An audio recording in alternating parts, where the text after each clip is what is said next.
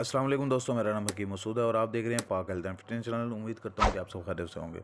दोस्तों, मैं आपके लिए ऐसा नुस्खा और ऐसा टॉपिक लेकर आता हूं जिससे आपको फ़ायदा हो, नुकसान ना हो।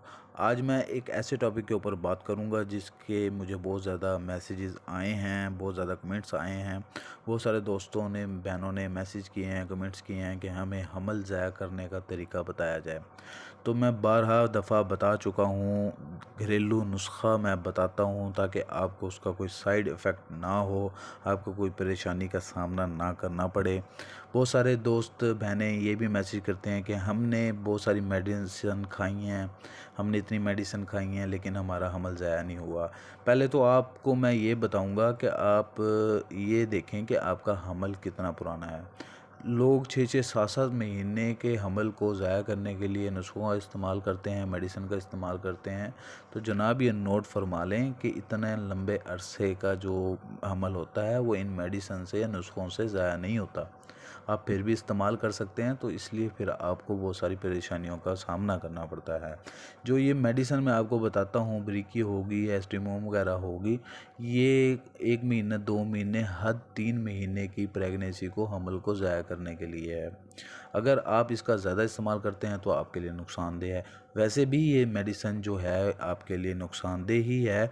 आपके स्टमक प्रॉब्लम हो जाता है, आपको वॉमिटिंग वगैरह होती है, आपके अंदर आपका जो बॉडी है वो हीटअप हो जाती है, मैदा जो आपका है वो डिस्टर्ब हो जाता है।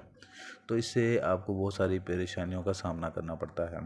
तो अब ये बात रहेगी कि हमल को ज़ाया कैसे कर सकते हैं। तो मैंने बहुत सारी वीडियो बनाई हुई हैं, जाकर आप उनको देख सकते हैं। घरेलू नुस्खा है, कुदरती चीज़ें हैं, आप अगर उनको इस्तेमाल करेंगे, अगर आपका हमल नहीं भी ज़ाया होता तो वो आपको नुकसान नहीं देंगे। और ये जो मेडिसन है, आप इसका इस्तेमाल करेंगे तो आपका हमल ज़ाया होता है या नहीं होता वो तो बात की बात है, लेकिन उसका साइड इफ़ेक्ट भी आपको हो ही जाता है। साइड इफ़ेक्ट उसके ये हैं कि आपको, मतलब कि आपका मैदा जो है वो डिस्टर्ब हो जाता है, हीट हो जाता है, आपको वॉमिटिंग होती है, आपकी तबीयत ख़राब रहने लग जाती है, सम टाइम बुखार भी हो जाता है। तो ये दोबारा मैं आपको यही कहूँगा कि 3 महीने तक का जो आपका हमल है उसको आप बआसानी इन नुस्ख़ों की मदद से और मेडिसिन की मदद से ज़ाया कर सकते हैं। अगर आपका इससे ज़्यादा है तो आप अबॉर्शन वगैरह करवा लें या फिर और कोई तरीका, कोई हल निकाल लें इस चीज़ का। तो ये नुस्खा इस्तेमाल या मेडिसिन इस्तेमाल ना करें। रहेगी बात ये ब्रीकी एस्टिमोम टैबलेट की, अगर किसी को ये इमरजेंसी की सूरत में इस्तेमाल करनी भी होती है तो आपको इसका तरीक़ाकार मैं आपको दोबारा से बता देता हूँ।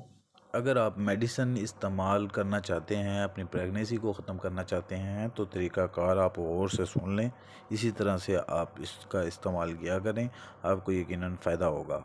आप लोग क्या करते हैं कि इकट्ठे फक्का मार कर इकट्ठी मेडिसिन खाना स्टार्ट कर देते हैं, वो फिर आपको नुकसान देती है। आपने मेडिसिन इस्तेमाल करते वक्त आपने क्या करना है, 1 या 2 मेडिसिन आप खाएं, उसके ऊपर आपने नीम गर्म दूध पीना है। और ये याद रखें कि आपने रात को सोते वक्त मेडिसिन का इस्तेमाल करना है और रात को सोते वक्त इस्तेमाल करके ऊपर से नीम गर्म दूध पीकर चुप करके सो जाना है।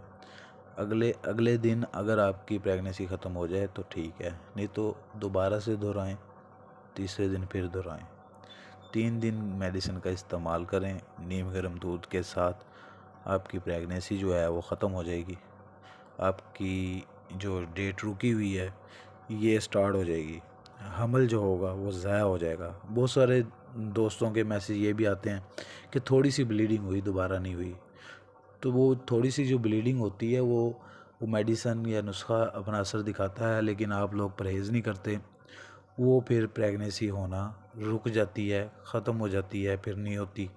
ठीक है, तो इसलिए मैं आपको कहता हूँ कि आप परहेज़ किया करें, ठंडी चीज़ों का इस्तेमाल ना किया करें अगर आपने प्रेगनेंसी को ख़त्म करना है तो।